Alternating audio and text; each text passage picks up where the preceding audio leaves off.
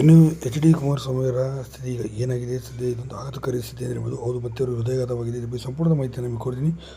ಅದಕ್ಕೂ ಚಾನಲ್ ಕೂಡ ಸಬ್ಸ್ಕ್ರೈಬ್ ಮಾಡಿ. ಇನ್ನು ರಾಧಿಕಾ ಕುಮಾರಸ್ವಾಮಿ ಅವರು ಸದ್ಯ ಇದಕ್ಕೆ ಆಸ್ಪತ್ರೆಗೆ ಕೂಡ ಭೇಟಿ ಕೊಟ್ಟಿದ್ದಾರೆ. ಇನ್ನು ಚೆನ್ನೈನ ಆಸ್ಪತ್ರೆಗೆ ಕುಮಾರಸ್ವಾಮಿ ಅವರಿಗೆ ಶಿಫ್ಟ್ ಆಗಿದ್ದಾರೆ ಎಂಬ ಮಾಹಿತಿ ಬರ್ತಿರೋದು. ಸದ್ಯ ಅವರಿಗೆ ಇದೇ ನೋವು ಕಾಣಿಸಿಕೊಂಡಿದೆ. ಮತ್ತೆ ಅವರ ತಕ್ಷಣ ರಾತ್ರಿನೇ ಪ್ರೈವೇಟ್ ಜೆಟನ್ನು ಮಾಡಿಕೊಂಡು ಈಗ ಅಲ್ಲಿಗೆ ಹೋಗಿ ಹೆಚ್ಚಿನ ಚಿಕಿತ್ಸೆಯನ್ನು ಪಡೀತಿದ್ದಾರೆ. ಮತ್ತು ಅವರ ಸ್ನೇಹಿತರು ಕೂಡ ಆಗಿದ್ದರು. ಈ ಹಿಂದೆ ಅವರು MP ಎಲೆಕ್ಷನ್ ಸಂದರ್ಭದಲ್ಲಿ ಅವರೇ ಆಪರೇಷನ್ ಮಾಡಿ ಸುಮಾರು 25 ಲಕ್ಷ ಖರ್ಚು ಮಾಡಿ ಒಂದೇ ದಿನ ಸ್ಟಂಟನ್ನು ಹಾಕಿಸಿಕೊಂಡು ತುಂಬಾ ತಿರುಗಾಟ ಮಾಡಿದರು. ಆ ಸಂದರ್ಭದಲ್ಲಿ ವೈದ್ಯರು ಕೂಡ ಹೇಳಿದರು, ನೀವು ಸ್ವಲ್ಪ ರೆಸ್ಟ್ ಮಾಡಬೇಕು, ತುಂಬ ಸ್ಟ್ರೆಸ್ ತೆಗೆದುಕೊಳ್ಳೋಂಗಿಲ್ಲ ಅಂತ ಹೇಳಿದರು. ಆದರೂ ಕೂಡ ಹೋರಾಟ ಎಲ್ಲ ಮಾಡಿದರು. ಮತ್ತೆ ಅವರಿಗೆ ಅದೇ ನೋವು ಕಾಣಿಸಿಕೊಂಡಿದೆ.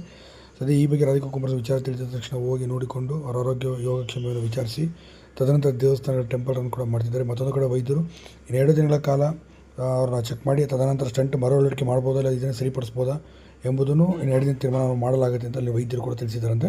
ಸದ್ಯಕ್ಕೆ ಈಗ ಕುಮಾರಸ್ವಾಮಿ ಅವರು ಐಸಿಯುನಲ್ಲಿ ಹೆಚ್ಚಿನ ಚಿಕಿತ್ಸೆ ಪಡೆಯುತ್ತಿದ್ದಾರೆ ಮತ್ತು ಆರೋಗ್ಯವಾಗಿದ್ದಾರೆ ಎಂಬುದನ್ನು ಕೂಡ ರಾಧಿಕಾ ಕುಮಾರಸ್ವಾಮಿ ಅವರು ಈ ಮೂಲಕ ಸ್ಪಷ್ಟಪಡಿಸಿ ಸದ್ಯ ಟೆಂಪಲ್ ರನ್ನಲ್ಲಿ ಈಗ ಬ್ಯುಸಿಯಾಗಿದ್ದಾರೆ. ಕುಮಾರಸ್ವಾಮಿ ಆದಷ್ಟು ಬೇಗ ಚೇತರಿಸಿಕೊಂಡು ಬರಬೇಕು ಅಂತ